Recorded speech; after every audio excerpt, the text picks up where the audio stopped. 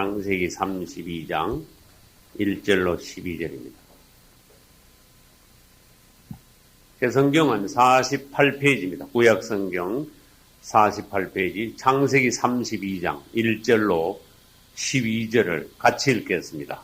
야곱이 그 길을 진행하더니 하나님의 사자들이 그를 만난지라. 야곱이 그들을 볼 때에 이르기를 이는 하나님의 군대라 하고 그 땅 이름을 마하나임이라 하였더라. 야곱이 세일 땅 에돔 들에 있는 형 에스에게로 사자들을 자기보다 앞서 보내며 그들에게 부탁하여 가로되 너희는 이같이 내 주 에스에게 구하라. 주의 종 야곱이 말하기를 내가 라반에게 붙여서 지금까지 있었사오며 내게 소와 나귀와 양떼와 노비가 있어오므로 사람을 보내어 내 주께 구하고 내 주께 은혜 받기를 원하나이다 하더라 하라 하였더니 사자들이 야곱에게로 돌아와 가로되 우리가 주인의 형 에스에게 이른즉 그가 400인을 거느리고 주인을 만나려고 오더이다. 야곱이 심히 두렵고 답답하여 자기와 함께한 종자와 양과 소와 약대를 두 떼로 나누고 가로되 에스가 와서 한 떼를 치면 남은 한 떼를 피하리라 하고 야곱이 또 가로되 나의 조부 아브라함의 하나님 나의 아버지 이삭의 하나님 여호와여 주께서 전에 내게 명하시기를 내 고향 내 족속에게로 돌아가라 내가 내게 은혜 베풀리라 하셨나이다. 나는 주께서 주의 종에게 베푸신 모든 은총과 모든 진리를 조금이라도 감당할 수 없사오나 내가 내 지팡이만 가지고 이 요단을 건넜더니 지금은 두 때나 이루었나이다.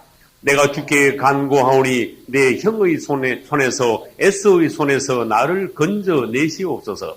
내가 그를 두려워하오면 그가 와서 나와 내 처자들을 칠까 겁냄이니이다.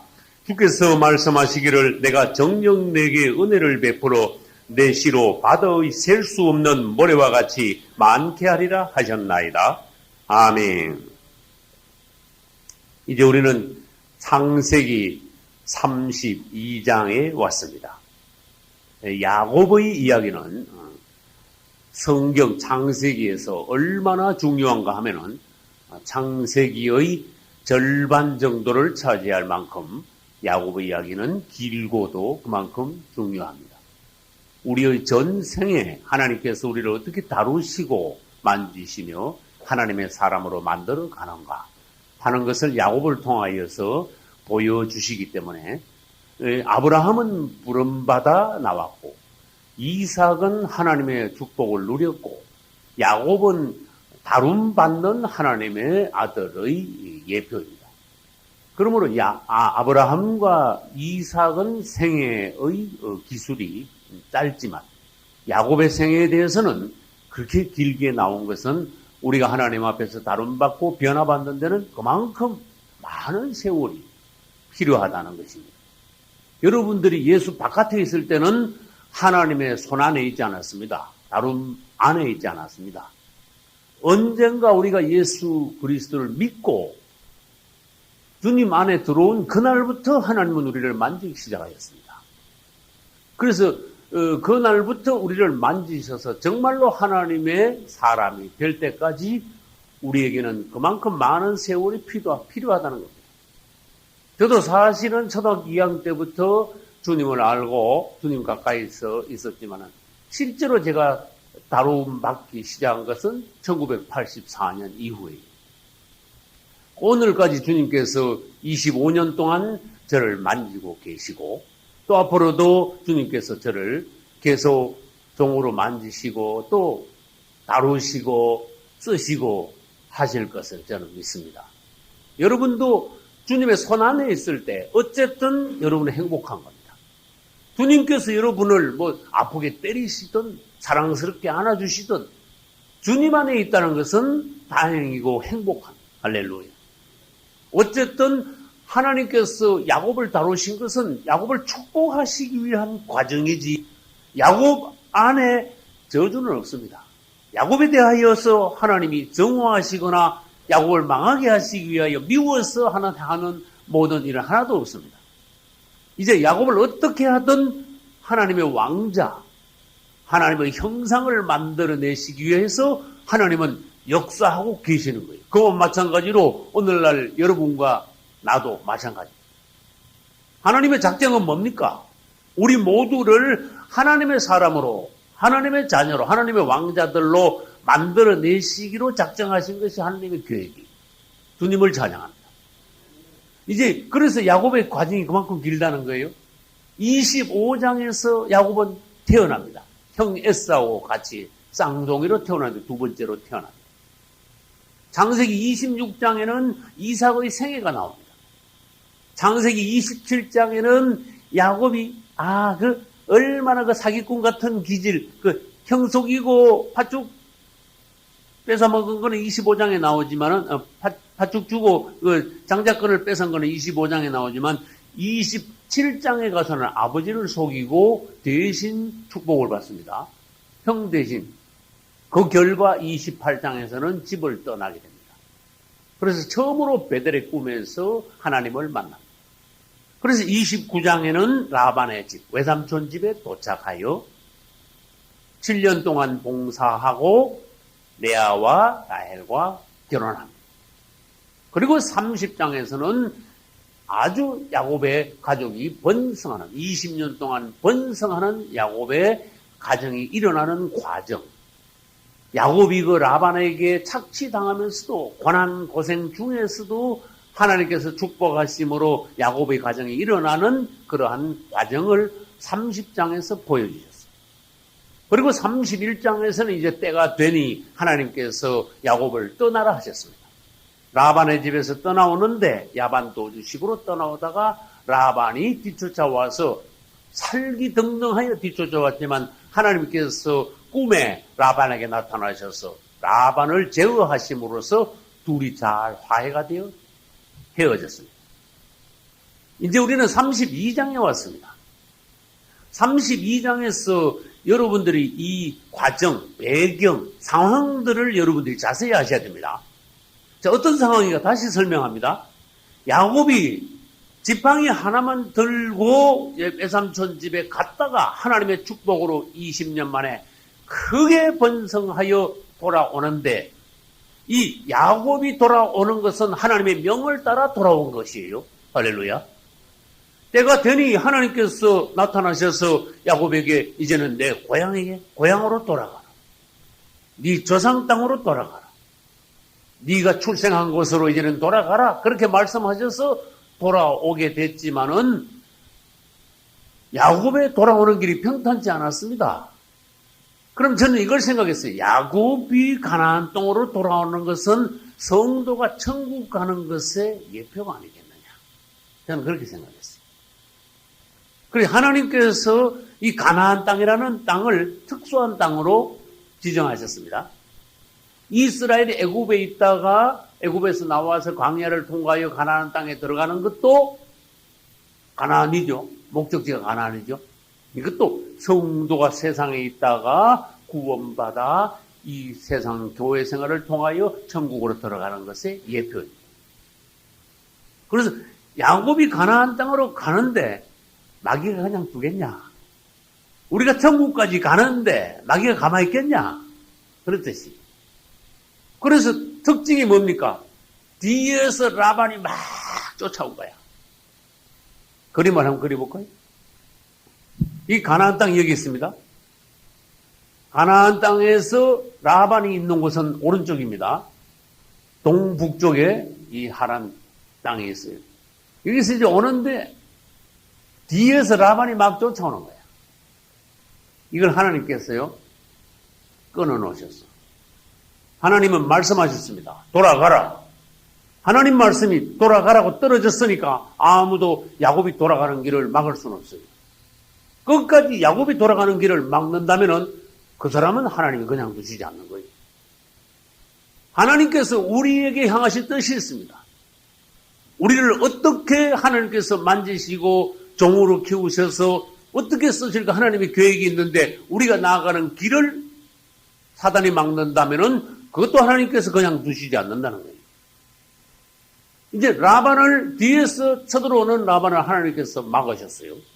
근데 마귀가 이번에는요 뒤에서 쳐들어오고 막히니까 앞에서 또 못 오게 또 막는 거야. 뒤에서 쫓아온 것은 라반이고 앞에서 쳐들어와서 막는 것은 누구예요? 에스라. 요걸 이제 우리가 볼 수 있어요. 그러면 성경에 이런 장면이 여기밖에 없느냐? 아니에요. 그러면 이제 반대 방향. 제가 그림 그리면서 하란 땅이 동북쪽이라 그랬죠. 그럼 서남쪽에는 뭐가 있죠? 여기 애굽이 있어요. 완전히 반대쪽입니다. 서남쪽에서 이제 야곱이 돌아와서 야곱이 죽기 전에 벌써 하란 땅에 있다가 가나안 땅으로 와가지고 야곱이 죽기 전에 어디로 갔어요? 애굽에 가서 결국 야곱은 어디서 죽었어요? 애굽에서 죽어서 묻히기는 가나안 땅에 와서 묻혔어요. 장사제나 맞아요.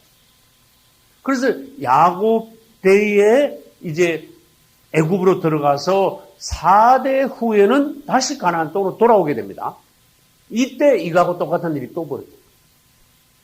이스라엘이 애굽을 탈출하여 가나안으로 돌아올 때 뒤에서 누가 쫓아왔어요? 바로 왕의 군대가 쫓아왔죠. 그래서 하나님께서 어디서 몰살시켰어요? 홍해에서 몰살시켰어요. 그럼 뒤에서 쫓아온 바로의 군대하고 누구하고 닮았어요? 라반이 막 있는 거 없는 거 다 몰고 막 살기등등하게 막 쫓아온 거야. 이러면 죽인다면서. 그 다음에 뒤에서 쫓아오는 바로의 군대를 끊으니까 그 다음에 가나안 땅까지 가는데 앞에서 뭐가 탁 가로막았어. 출애굽기 17장에 보면은 아말렉이 갑자기 나타나요. 그래서 출애굽기 17장에서 아말렉 군대가 나타나는데 아말렉이 뒤에서나 옆에서 나타난 게 갑자기 어디서 나타났는지 느닷없이 앞에서 군대가 나타나서 이스라엘의 전진을 방해했습니다.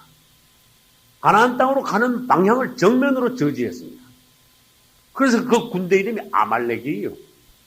그래서 뒤에서 쫓아온 것은 하나님께서 이스라엘이 홍해를 건널 때 물에 수장시켜 죽게 하셨고, 그래서 뒤에서 쫓아오는 건 끊겨버렸어요.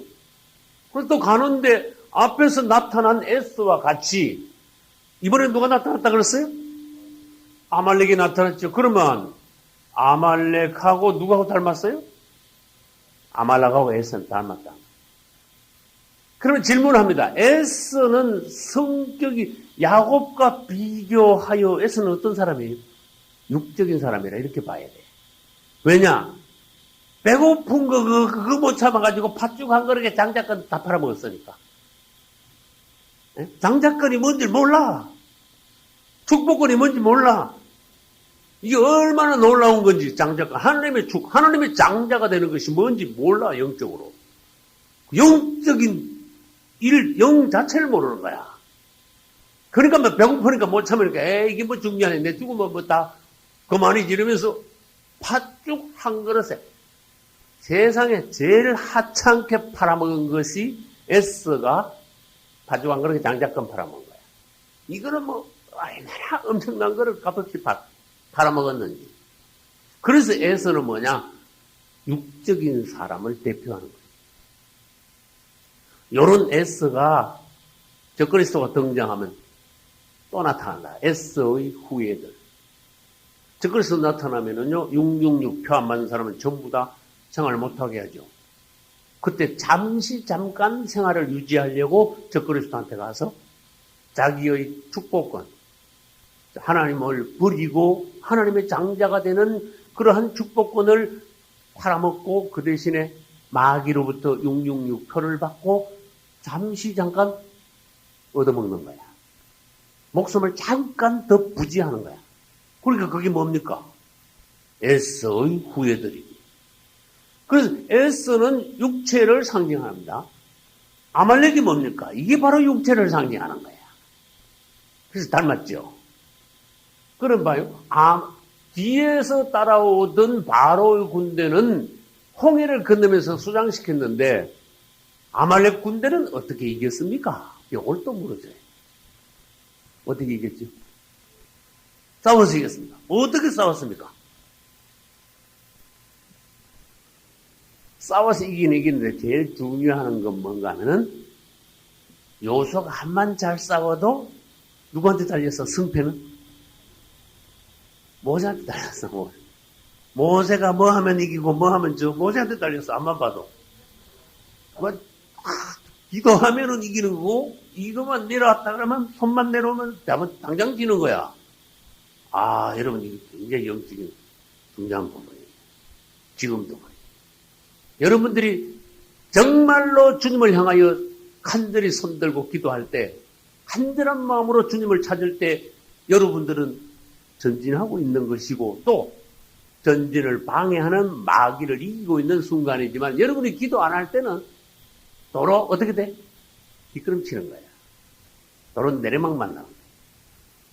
그래서 우리가 현재 전국을 향하여 전진하기 위해서는 필요한 게 뭐냐? 기도다. 그 말이야. 기도. 나는 오늘 생각했어요. 우리에게 부족한 게 뭐냐? 기도다. 여러분이 암만 기도해도 여러분 기도가 부족해. 내가 암만 기도해도 호흡하는 것이 기도해도 수시로 주님을 찾아도 자다가도 주님 찾아도 난 부족한 게 기도야. 여러분이 나는 기도가 부족한 걸 알아야 돼. 그래서 우리는 항상 기도하면서 이 아말렉, 우리의 전진을 방해하는 사단의 군대를 이겨야 조금씩 천국을 향하여 전진한다는 사실을 아셔야 돼요. 그래서 기도를 쉴 때, 기도의 손이 내려올 때 아말렉이 이긴다? 에스가 뭐고 아말렉이 뭐라 그랬어요? 육이야. 육체, 육신. 육이 이기는 거야. 우리 속에 있는 육성이 우리를 이기는 거야. 기도할 때 육성이 제어되고 영성이 이기게 돼. 할렐루야. 아무튼 이것은 오늘날 뭐를 나타내는가 하면은 그리스도인이 예수 믿으면 첫째, 뒤에서 누가 쫓아? 마귀가 쫓아와. 그 다음에 둘째, 앞으로 가는 것은 뭐가 방해해요? 우리의 육성이 앞으로 가는 것을 못 가게 방해하는 거예요. 이걸 보여주시고.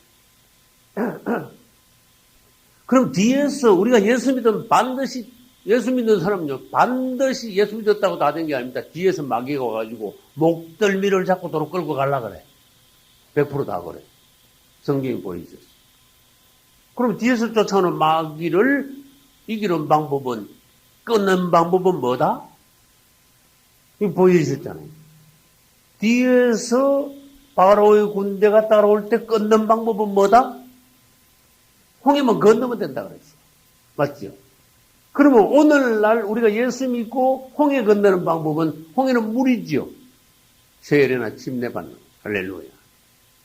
세례나 침례의 의미를 바로 알고 바로 받을 때 예수 믿고 초창기에 뒤따라오던 마귀 군대가 거기서 잘라지는데, 세례나 침례의 의미를 똑바로 모르고 똑바로 안 받거나 형식적으로 받거나 안 받는 사람들에게는 이 마귀가, 뒤따라오는 마귀가 아직도 따라붙고 있다는 거예요.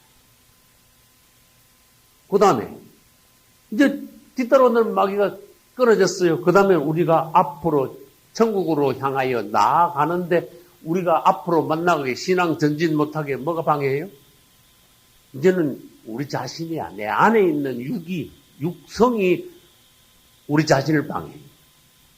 처음에는 바깥에 있는 마귀가 저기 있지만 지금은 안에 있는 내 자신, 내 자아, 육성이 우리의 가장 큰 대적이 되는 거예요. 그래서 우리 육성을 이김으로써 우리는 앞으로 전진할 수 있습니다. 이기는 방법은 모세가 손을 든 것 같이 우리가 기도로서 육성을 이기고 전진할 수 있다는 거예요. 할렐루야. 이제 야곱은요, 에서가 앞에 있는 것을 보고 궁리하기 시작했어요. 뒤에 따라오던 라반은 끝났으니까 앞에 에서가 있는데 궁리했습니다. 사람을 보내가지고 우리 형, 내가 옛날에 도망올 때 20년 전에 나 죽인다고 그랬는데, 에서는요 굉장히 사람이 우락부락합니다. 그러나 사람은 단순해요. 에서가. 야곱은요 깨도 많고 지혜도 많고 뺀질바옵니다. 생각도 복잡하고 야곱은. 에서는 우락부락하지만 사람은 단순해. 에서는 야곱하고 비교해가지고 싸우면은 이건 전혀 게임이 안 되는 거야. 거기다가 에서가 겁이 나가지고 사람을 보냈더니, 야곱 온다고? 이러면서 다짜고짜로 자기 집 부하 400명이나 끌고, 아이고, 40명만 들고 가도 다 죽을 텐데, 400명 군대를 끌고 그래? 야곱이 오면 가야지. 이러면서 막 오는데, 아이고, 야곱이 생각할 때 인전 바로 죽었다. 그리고 뒤에 쫓아오던 라반보다 앞에 쳐들어오는 야곱이요. 에서가 훨씬 더 무서워, 야곱은. 가슴이 간이 여기서 완전히 뚝 떨어져서 버렸어. 야곱이 얼마나 겁이 난지 아십니까? 그 야곱의 답답한 심정을 여러분들이 이해할 수 있으면 성경 제대로 읽는 거야. 에서가 쳐들어왔대. 이러면 안 돼. 그 야곱의 그 답답한 심정. 겨우 이제 가정을 일으켜가지고 고향으로 돌아오고 있는데, 에서 생각만 해도 겁나는데, 혼자 오는 것도 아니고 400명이, 그래? 이러면서 이러면서 혈기 왕성해가지고 쳐들어오니까 이제 죽었지. 야곱이 얼마나 답답하겠어. 그래서 여기 보면은 7절 보면 야곱이 심히 어쨌다? 심히 두렵고 답답했다. 큰일 난 거야 이제. 그러나 주님을 찬양합시다. 이 모든 환경은 하나님이 허락하신 거예요. 할렐루야. 하나님이 이 환경을 모르고 계시는 게 아닙니다. 하나님은 다 보고 계시고 다 조정하고 계시고 모든 이러한 환경들을 통하여서 합력하여 선을 이루는 가운데 목적이 어디 있습니까? 하나님의 초점은 야곱에게 있어. 라반이 주인공이 아닙니다. 에서가 주인공이 될 수 없습니다. 야곱이 여기에서 하나님의 초점이요 주인공입니다. 하나님은 야곱을 깨뜨리시는데 중심이 그거가 계십니다.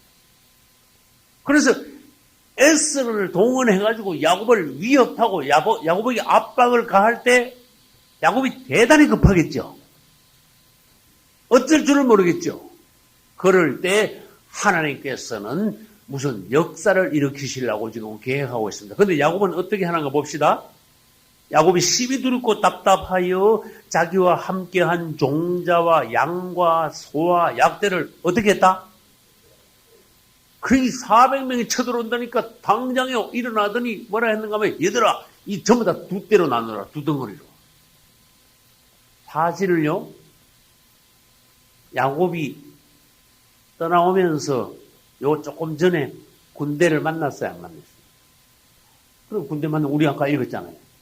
군대 만난 것부터 먼저 볼까요? 여기 군대 만난 거 몇 절 있어요? 네? 1절, 2절 있잖아요. 그래서 1절에는 하나님의 사자들이라 했다가 2절에는 뭐라 그랬어요? 하나님의 군대. 하나님의 군대가 있습니다. 영적인 군대예요. 그래서 그 땅 이름을 마하나임이라고 이름을 정했습니다. 하나님의 군대가 느닷없이 나타나고 사라졌어요. 이것은 뭘 말하는가 하면은 하나님께서 직접 명하시기를 고향으로 돌아가라. 그리고 돌아가는 길에 뭘 보여줬어요? 하나님의 군대를 보여줬어. 이것은 뭔가 하면은 네가 고향으로 돌아가는 길은 하나님의 군대가 지키고 있는 것이다. 그러니 안심하라. 그리고 내가 너에게 예전부터 벌써 약속을 했잖냐. 너는 삼촌 집에 가가 너 거기서 죽는 게 아니야. 너는 거기서 돌아오는 거야. 할렐루야. 그리고 누운 땅 이거 전부 다 네 땅이 되는 거야. 그 다음에 네 자손이 바다모래같이 많게 되는 거야. 하늘의 별같이 번성하는 거야. 하나님은 이미 야곱에게 약속을 하셨어요. 하셨는데도 우리가 어떤 현실을 만나면은 하나님의 약속은 날아가고 현실만 우리에게 압박으로 와가지고 어쩔 줄 모르는 거예요. 하나님의 약속을 받았지요. 하나님의 군대가 지키고 있는 것도 봤지요. 그러나 에서가 쳐들어온다니까 에서의 군대 400명이요. 얼마나 두려운 존재인지 몰라. 그리고 야곱이 아직은 뭐예요? 아직은 미성숙한 거예요. 그게 두려움이 큰 건 뭡니까? 믿음이 없다는 거야. 여러분 어떤 일에 있어서도 사람이 살다가 공포가 오는 것은요. 그 사람이 믿음이 없다는 바로 정확한 증거야. 믿음이 크면 클수록 일단 사람이 무슨 일이 터지면 놀라진 않아. 주님을 먼저 찾아가요. 어떤 일이 벌어져도 여러분들이 놀라면 안 돼. 두려워하면 안 돼. 물가가 막 오른다. 전쟁이 터졌다 그런다. 에? 막 시대가 막 어떻다 한다. 우리 애가 다쳤다. 직장이 떨어졌다. 뭐 아무튼 무슨 일이 살다 보면은요. 계속 이 세상에는 사건이요. 연속하여 어려운 일들을 우리가 만납니다. 그 많은 일들을 대할 때마다 여러분 속에 여러분 중심에 어떤 마음이 있느냐. 무서운 마음이 있는 사람은요. 믿음 없는 사람이에요. 일단. 두렵고 떨리는 사람은 하나님을 신뢰하지 않기 때문에 두려운 마음이 먼저 오는 거야. 이거 이제 큰일 났다 이거야. 두렵다는 게 뭡니까? 이거 잠깐 죽겠다 이거야. 야, 이거 어떻게 먹고 사냐? 그래서 예수 안 믿는 사람들일수록 뭐요? 믿는 게 없잖아. 우리는 하나님이 우리의 보호자이시니까 오늘까지 하나님이 우리를 먹여 살렸었으니까 하나님이 우리의 보호자니까 그분을 의지하지요. 두려움 말라. 할렐루야. 나는 너의 하나님이라. 그리고 야곱에게도 하나님이 약속하셨지요. 그 약속은 우리에게 하신 약속이에요. 하나님은 살아계신 우리의 친아버지입니다. 우리가 하나님을 버렸다 해도 차마 하나님은 우리를 못 버리시는, 우리가 하나님 안에 있다면 그분은 우리를 책임지시는 하나님. 어려움을 당하게는 하십니다. 어려움을 당하는 중에 우리 사람들을 만들어내십니다. 사람들이 성숙해 가도록 하나님께서 우리를 만지십니다.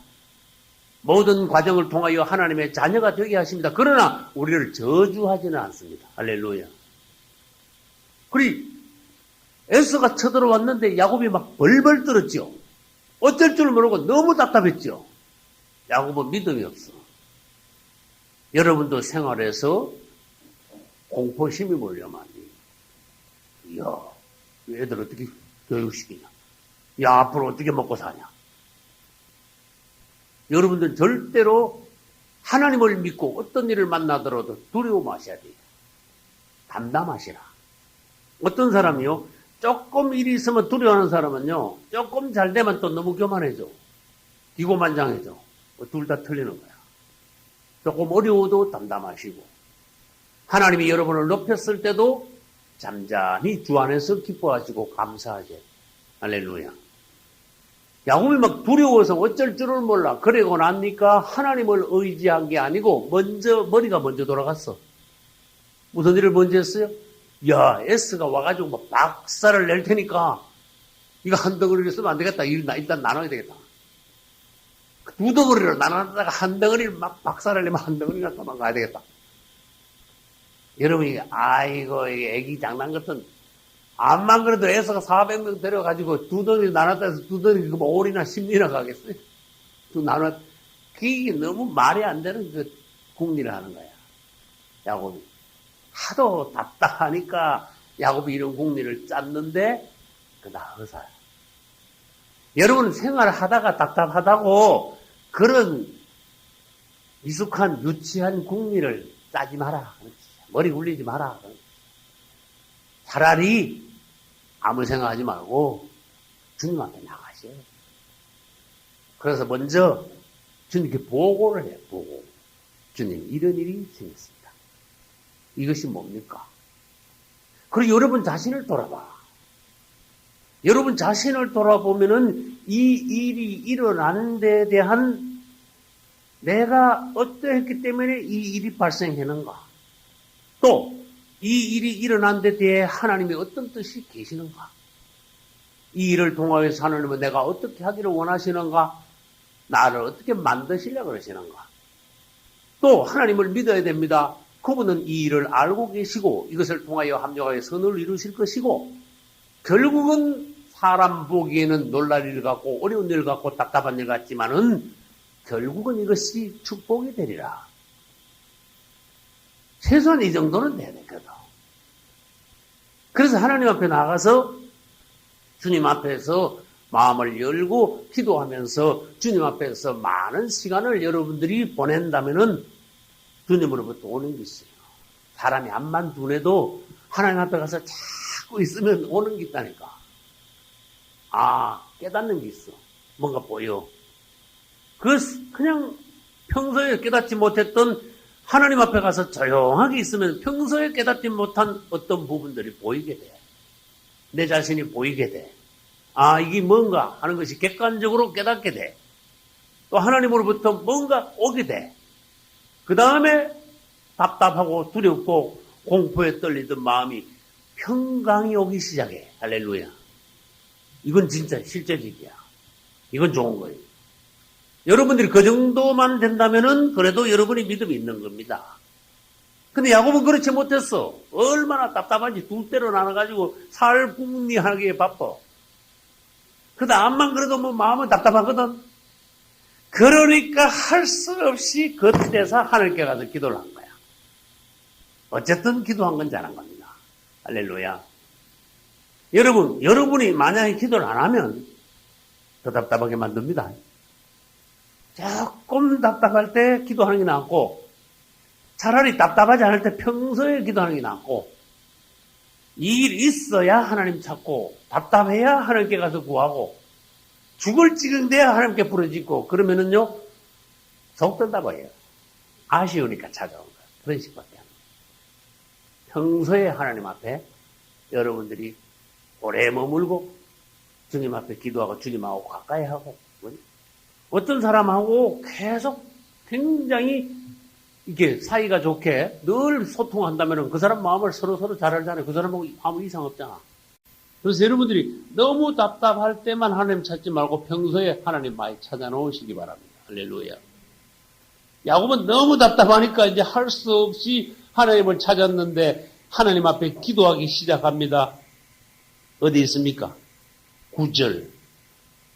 야곱이 또 가로되 나의 조부 아브라함의 하나님, 나의 아버지 이삭의 하나님 여호와여 하고 주님을 찾았어. 할렐루야.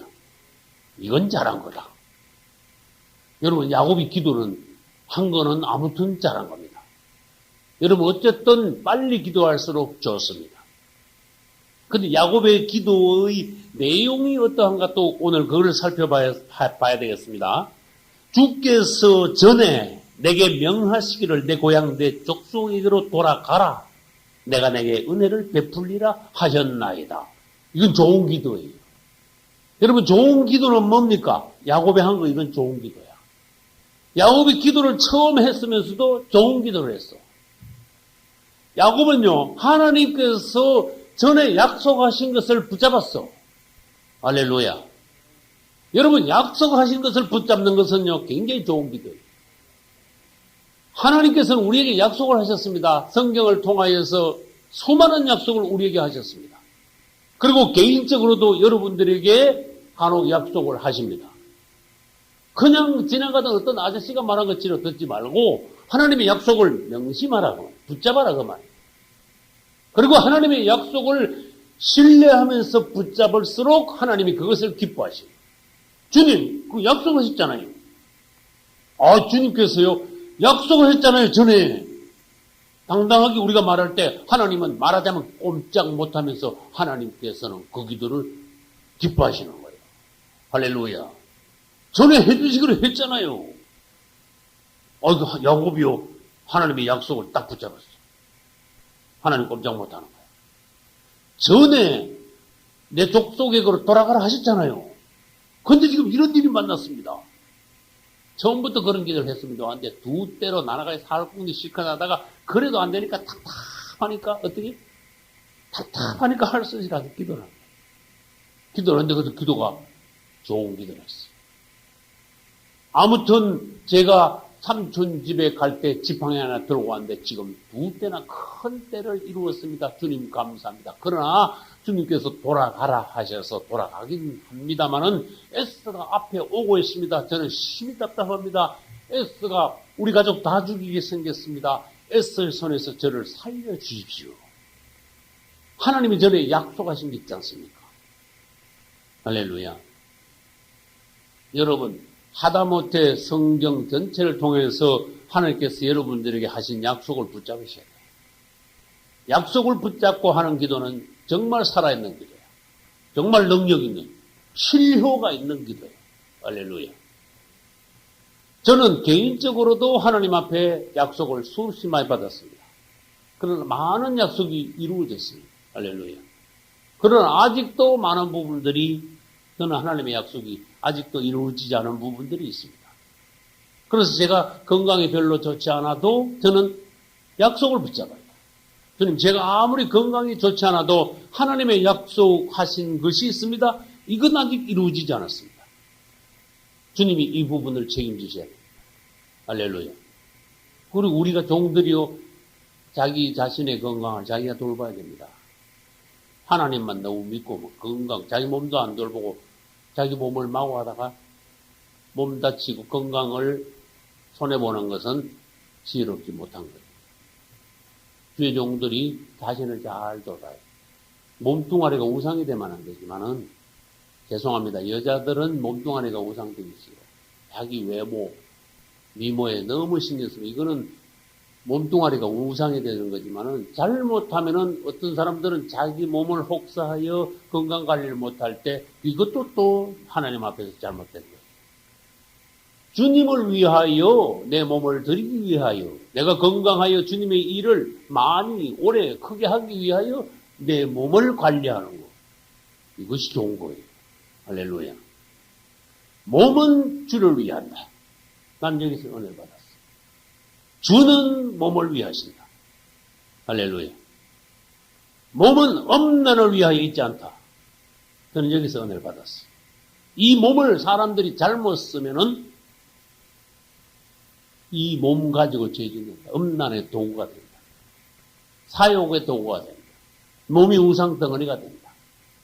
그러나 우리는 이 몸이 주를 위하여 있는 몸이라는 것을 알아야 된다.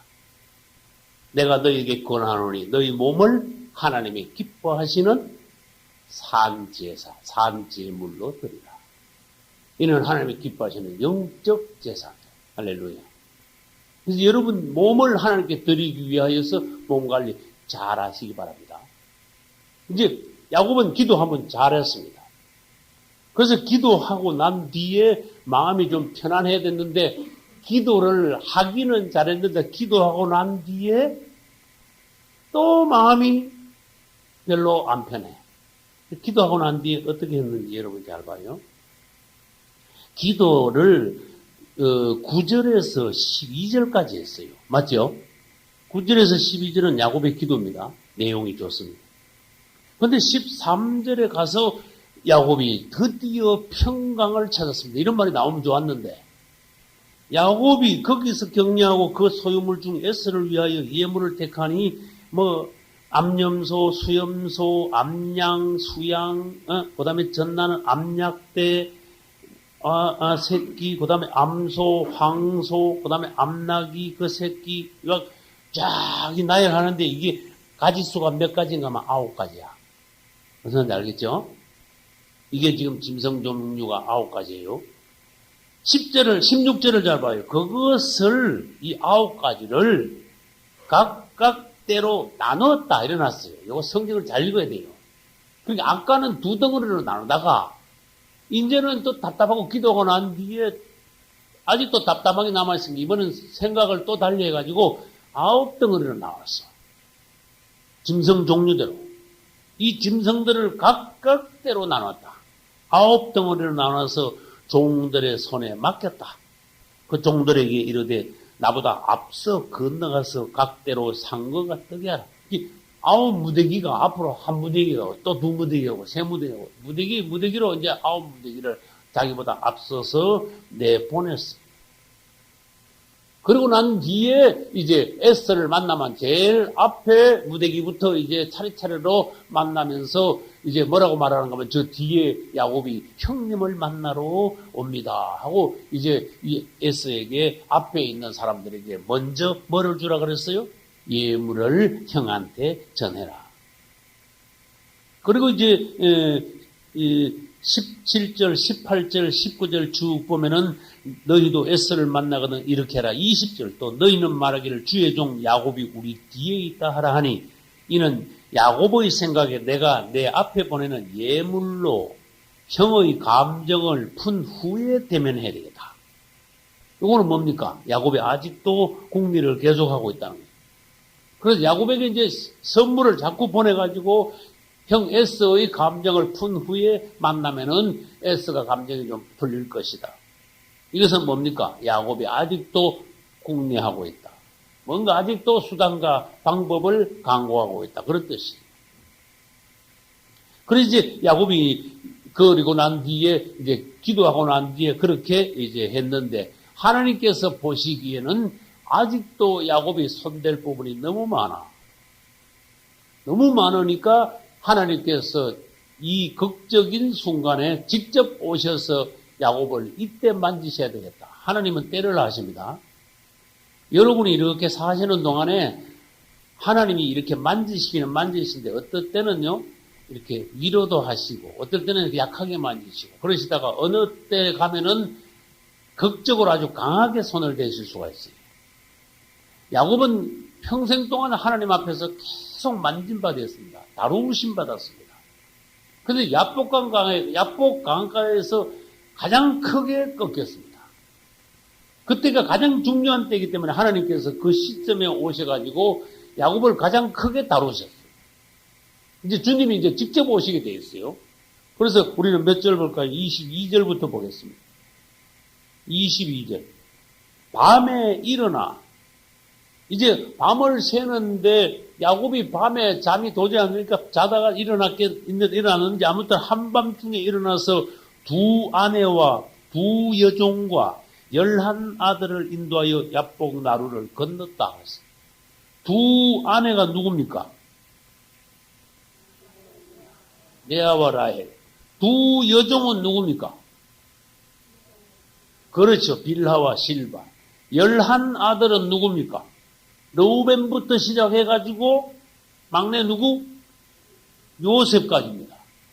다 데리고 이제 야복강을 건넜습니다. 그렇게 나머지 짐승떼들과 종들은 앞에 9 무대기 해가지고 앞에 내보낸 거예요. 이제 건네보낸 거예요. 그래서 나루를 건넜습니다. 23절 볼까요? 그들을 인도하여 시내 야복강을 건네고 그 소유도 이제 나머지 남은 무대기예요. 소유를 건네고 난 뒤에 야곱이 이제 밤에 하도 답답해서 혼자 남게 됐어. 그런데 그때 바로 어떤 사람이 갑자기 나타났습니다. 날이 새도록 야곱과 뭐 했습니까? 씨름했습니다. 이게 야복강가의 사건이 전 창세기에서 아주 중요한 사건이에요. 목사님들의 설교를 여기 대단히 많이 해요. 그런데 나는 초신자 때나 나 신앙생활을 할 때 예전에 신앙생활 할 때 이 부분에 대해서 목사님들한테 설교를 많이 들었는데 대부분의 목사님들이 설교하는 거 보니까 뭐라 하는가 하면 야곱이 야복강가에서 하나님을 붙잡고 밤새도록 씨름하며 기도했대. 난 그런 줄 알았거든. 목사님들 10명이면 8명, 9명이 그렇게 말해. 밤새도록 하나님을 붙잡고 기도하면서 씨름했대. 이거를 기도했다 그러더라고. 그래서 여러분들도 야곱과 같이 어떻게든 하나님의 축복을 받기 위하여서 뭐요? 하나님을 붙잡고 씨름하는 기도, 야곱이 야복강가에서 기도한 것처럼 여러분도 하나님을 붙잡고 한번 기도해봐라. 그러면 하나님이 드디어 축복하시고 여러분도 하나님의 왕자가 될 거다. 근데 내가 나중에 가만히 그게 아니더라고. 나는요, 도저히 난 그렇게 난 설명할 수 없어, 이 부분은. 야곱이 기도한 게 아닙니다. 야곱이 기도한 것은 32장 9절부터 12절까지야. 야복강 가에서 야곱은 기도 안 했어요. 그 다 소유 다 건네고 답답해가지고 혼자 앉아있는데 어떤 사람이 느닷없이 와가지고요, 야곱을 뭐 내팽개 치뿌린 거야. 말하자면 씨름해가지고 막 엎어친 거야. 야곱이 느닷없이 당했네. 그렇게 일어나가지고 붙잡고, 누구냐고 붙잡고 막, 또 일로 또 엎어치려고 그러는 거야. 그렇게 야곱이 안 넘어가려고 또 일어나가지고 둘이 씨름이 벌어졌어. 그리고 이거, 우리나라 성경이니까 씨름이라고 그러지. 영어 성경이면, 영어 성경에 씨름이 있습니까?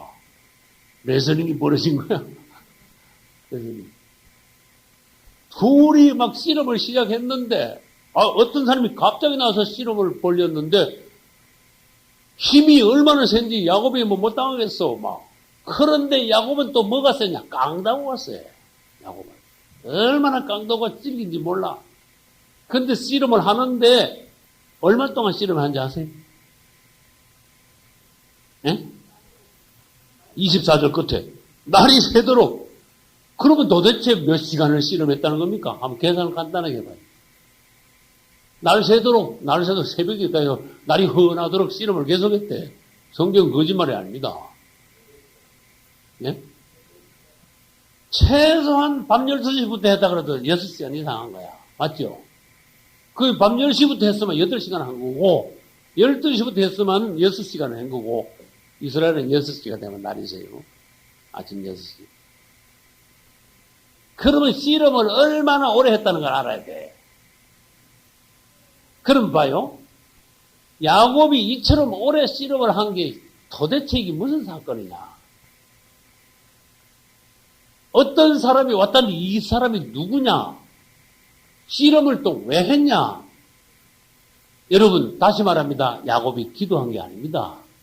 이 사람하고 씨름했지 기도한 게 아니라는 겁니다.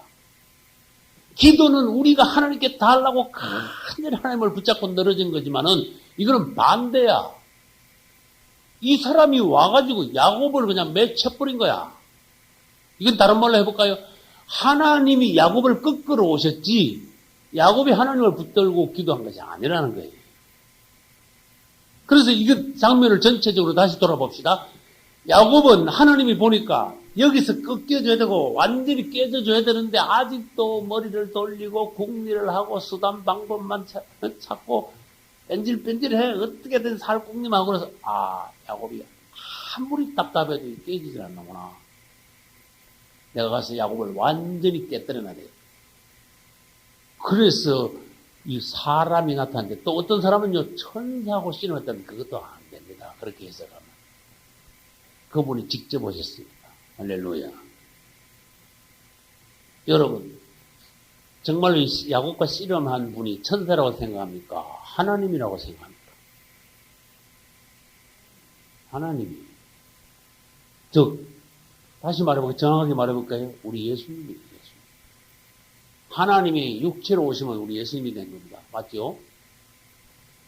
그래서 우리 예수님이 직접 오셔가지고 야곱과 씨름을 하셨는데 밤새도록 씨름하셨어요. 근데 야곱은 항복을 하지 않았어요. 다시 말해서 하나님의 뜻은 뭡니까? 야곱이 하나님 앞에 완전히 항복하고 모든 궁리를 내려놓고 수단 방법을 부리지 말고 하나님 앞에 나서 부르짖기를 원하는데 야곱이 보니까 육성이 아직도 너무 강해. 자아가 펄펄 살아있어. 야곱이 크게 여기서 깨지지 않으면 이거보다 극적인 장면이 있을 수가 잘 없거든. 이 답답한 장면. 그죠? 이제 사건이 계속 일어나는 게 아니기 때문에 이 장면에서 극적인 장면에서 야곱을 깨지 않으면 안 되겠다. 그래서 주님이 오셔가지고 야곱을 엎어버렸어. 항복하라고. 어휴, 끄떡도 안 해. 엎어버려. 또 잡아가지고 이쪽으로 팍 엎어도, 아이고, 얼마나 깡다구가 센지 꿈쩍도 안 해. 막 붙잡고 늘어지는 거야. 날 죽이라 이거지. 네? 깡다구 센 사람 봤어요, 여러분? 아무리 맺혀도 항복을 안 해. 6시간 이상을 아무리 일로 맺히고 저로 맺히고. 여러분, 한번 내가 질문을, 예수님이 힘이 드세요? 야곱이 힘이 드세요? 지금, 아빠하고 애기하고 지금 씨름하는 거 아니겠어? 맞죠? 그지? 아빠가 뭐, 어이크나 일부러 저질 수도 있겠지, 그죠? 근데 애기하고, 우리 마태하고 나하고 씨름하면, 그게 이야기가 됩니까? 근데 뭐, 주님이요, 야곱을 일로 맺히고, 절로 맺히고, 6시간을 아무리 맺혀도 야곱은 얼마나 찔린지 붙잡고 늘어지는 거야. 이게 뭘 말하는가 잘 봐야 돼. 주님이 직접 오셔서 야곱을 꼬꾸라뜨려도 야곱은 항복을 안 해. 얼마나 찔린지 몰라. 그래서 우리는 뭘 알아야 되느냐. 이야, 사람이 찔길 때는 굉장히 찔길 수가 있구나. 완고할 수가 있구나. 자아가, 옛사람, 육성이, 고집이. 하나님도 어떻게 할 수 없을 정도로 너무너무 사람이 찌길 수가 있구나. 그런데 불행한 건 뭡니까? 자기가 그걸 모르는 사람이 있어. 나는 너무 찔기다. 그것도 몰라, 그 사람이. 그냥 그냥 주관대로 사는데, 그냥. 근데 하나님께서 보시기에는 엄청나게 찔긴 거야. 그래서 내가 어떤 사람 보고 그랬어. 당신은 목사가 말해가지고 안 되는 게 아니고 하나님이 오셔도 당신 깨기 힘들겠다. 내가 어떤 사람 보고 그랬다니까. 하나님이 오셔도 당신을 깨기 힘들겠다. 왜?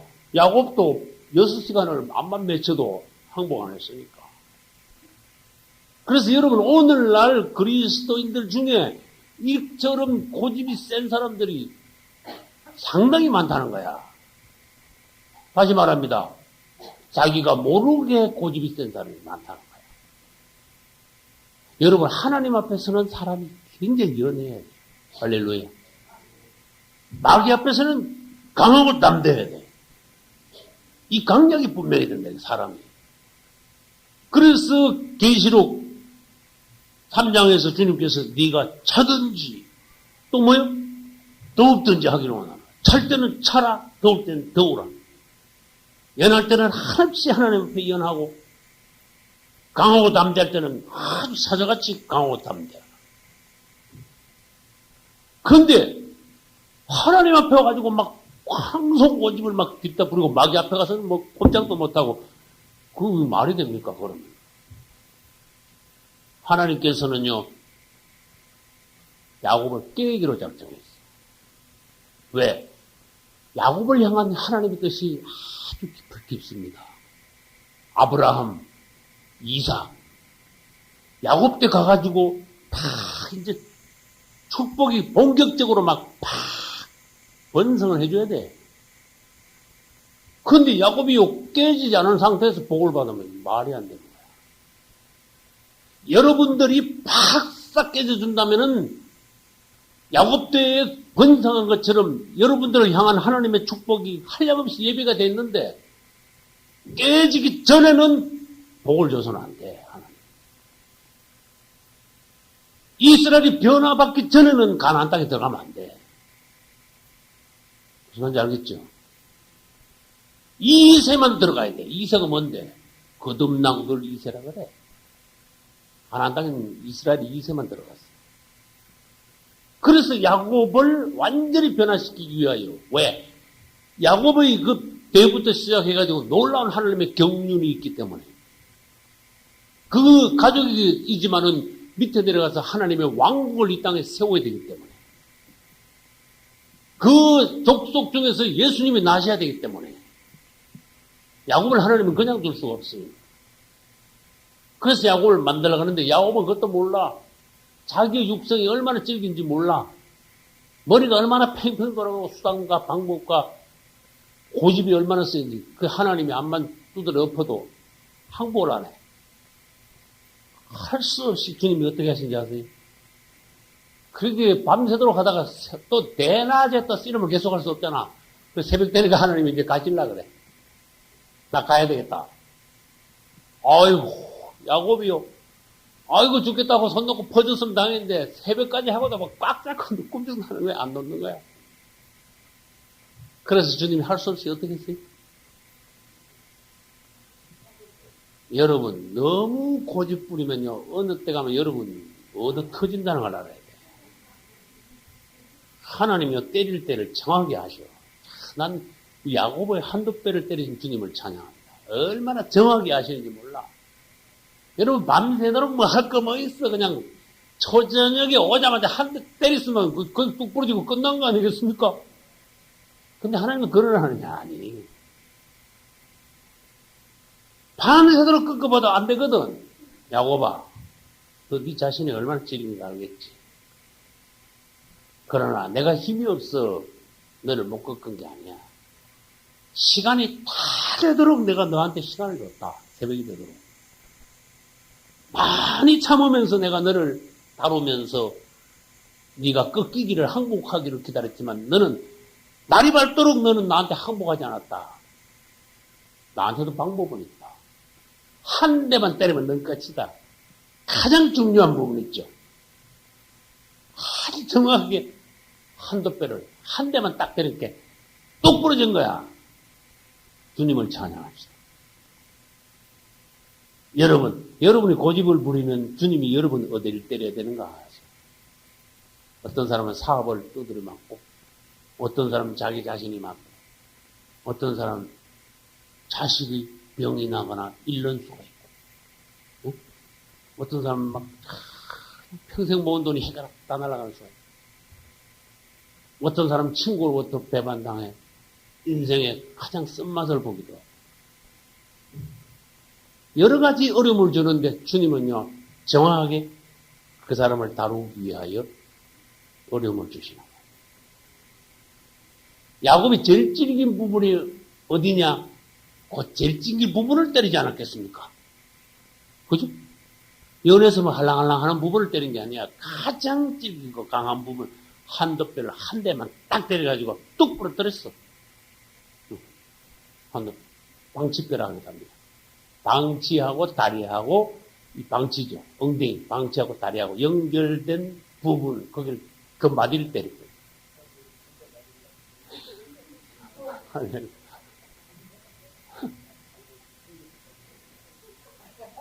근데 뭐, 어떤 설에만 이 힘줄이 제일 강하다고 그러죠. 여 때리면요, 뭐, 암만 힘내서 여 똑 부러지면 돌이 있습니까? 돌이 없죠? 뭐, 쩔뚝쩔뚝이지, 뭐, 돌이. 근데 하나님이요, 조금 똑 때리고 안 아프게 만들거나 완전히 뚝 부러져가지고 그냥 한 다리로만 뛰다니기시나, 그런 하나님이 또 아니야. 완전히 그냥 때리긴 때리셨는데, 이 다리를 완전히 못 쓰는 게 아니고, 완전히 쩔룩거리게 만들었어.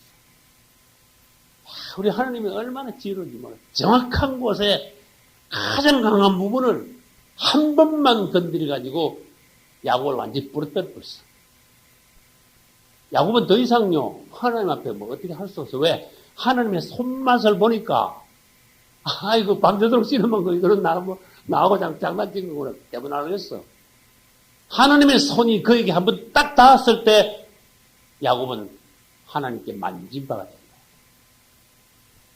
하나님이 야곱을 만지셨어. 할렐루야. 이건 암만 부러져도, 10번 부러져도 복이라는 거야. 할렐루야. 여러분도 나도 지금까지 살면서 사랑도 많이 받고, 어떨 때는 얻어맞기도 하고, 그죠? 하나님이 누리시기도 하고, 위로도 하시고, 축복도 하시고, 하나님은요, 환경에 따라서 여러 가지로 우리를 다루십니다. 그 중에 어떨 때는 얻어맞을 때도 있다고 말이에요. 그것도 복이다, 그 말이에요. 야곱이 얻어맞지 않았으면 어떤 야곱인지 아세요? 평생 뺀질 바보야. 근데 딱 두드려 맞고 난 뒤에 떡 부러지니까 야곱이요, 갑자기 하나님을 만났어, 말하자면. 하나님의 손맛을 봤어, 손맛. 무슨 말인지 알겠어요? 하나님이 그를 직접 만졌다니까.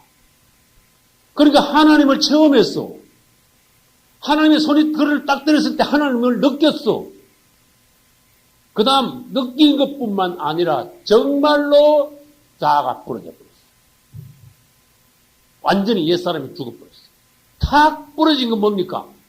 그만큼 야곱의 질긴 부분, 육성, 고집, 옛사람, 이게 뚝 부러졌다 그 말이야. 얼마나 표현이 참 놀랍습니까? 한도 뼈가 뚝 부러졌다. 그렇게 절름절름한다. 야곱의 고집은 이제 어디 가고 없고, 야곱이 얼마나 약한 사람같이 보이는지 모른다. 야곱은 너무 약한 사람이 됐어. 그러나 야곱은 진짜 약한 사람이 아닙니다. 할렐루야. 하나님께 얻어맞아가지고 절름발이가 된 야곱이지만은 약한 야곱이 아니라 아주 숙성한, 성숙한 야곱, 연해진 야곱. 그때부터 하나님의 사람의 모습이 진정 드러나는 하나님의 사람의 야곱이 그때부터 뛰어간 거예요. 할렐루야. 얻어맞는 건 좋은 거다. 할렐루야. 그래서 여러분, 야곱이 이 후로 야곱의 일생에서 가장 큰 변화를 야복 강가에서 체험했다는 걸 여러분이 깨달으셔야 돼요. 하나님의 손이 그에게 있었다. 그래서 우리는 다급한 환경에서 하나님께서는 우리를 야곱처럼 합력하여 선을 이루셔서 우리를 변화시키는 그런 기회로 삼으신다. 할렐루야. 그래서 우리가 생각해 보면 우리 속에 있는 어떤 고집, 육성, 머리 굴리는 거 있지. 지적인 거, 깨부리는 거, 이런 모든 것이 하나님 앞에서 깨뜨려져야 된다는 걸 알아야 되는데, 그걸 깨뜨리기 위해서 주님께서 오셔서 야곱을 내리치듯이 우리를 내리치신다는 거예요. 이제 야곱은요, 옛사람이 깨어졌습니다. 야곱은 밤새도록 항복하지 않다가 드디어 하나님께 한 방 얻어맞고 쩔뚝거리게 됐습니다. 그래서 여러분, 야곱이 그 이후에 쩔뚝거렸다는 말은 없지만은 하나님께 한도 뼈를 맞았으니까 한만 상식적으로 생각하면 안 쩔뚝거렸는가 생각해봅니다. 한도 뼈가 뚝 부러졌는데 그 병원에 가서 건친 게 아닙니다. 그 뒤에 나은 게 아닙니다. 뚝 부러져가 위골이 됐어. 뼈가 이제 완전히 어긋나 버렸어. 그래서 평생 죽을 때까지 그래 살았어. 이거는 뭔가 하면은 하나님께서 손을 댄 표가 야곱의 몸에 남아있는 거야. 야, 이게 놀라운 거야. 그래서 저는 성경을 보다가, 이런 거를 예수의 흔적이라 하는구나. 난 그걸 봤어. 따라서 예수의 흔적. 예수의 흔적, 이런 걸 예수의 흔적이라고 해요. 바울도 예수의 흔적이라는 단어를 쓴 적이 있습니까? 없습니까? 너희들 나를 이제부터 더 이상 괴롭히지 마라. 내 몸에 예수의 흔적을 가진 거라. 나는 수십 년 전에 이 말 읽을 때 난 지금 도무지 무슨 말인지 난 전혀 이해를 못했어.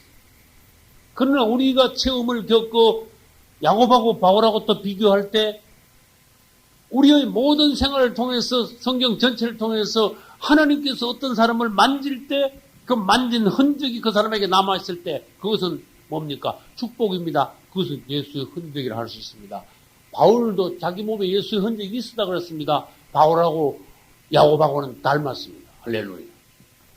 이게 정말 복입니다. 야곱이 평생 쩔뚝거린 것은 야곱이 그만큼 영적인 사람, 하나님께 만진바 된 사람이라는 표시가 자기 몸에 있는 거야. 내가 전에 설교할 때 이런 말 한 적이 있어요. 야곱은 걸을 때마다 하나님이 생각났을 거다. 절뚝할 때마다 이건 하나님이 치신 거다.